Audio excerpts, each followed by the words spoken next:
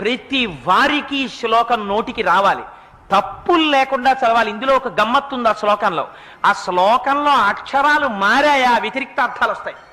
అందుకని తప్పులు చదవకుండా చక్కగా చదవడం నేర్చుకుని చిన్న చిన్న పిల్లల దగ్గర నుంచి అలవాటు చెయ్యండి.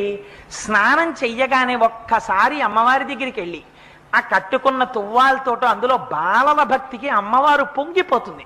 కూర్చుని అమ్మా శరజ్యోత్స్నా శుద్ధాం శశియుత జటాజూటమకుటాం వరత్రా సత్రాన స్ఫటిక ఘుటికా పుస్తకరాం సకృన్నత్వా నత్వా కథమివ సతాం సన్నిదదతే మధుక్షీరద్రాక్షా మధురి మధురీణా ఫణితయః అని రోజు అది చదవడం నేర్పండి. మీరు 1,000,000 రూపాయలు ఇచ్చినప్పుడు మీ మనవణ్ణి రక్షించుకున్న కన్నా ఈ ఒక్క శ్లోకాన్ని మీ మనవడికి మీరు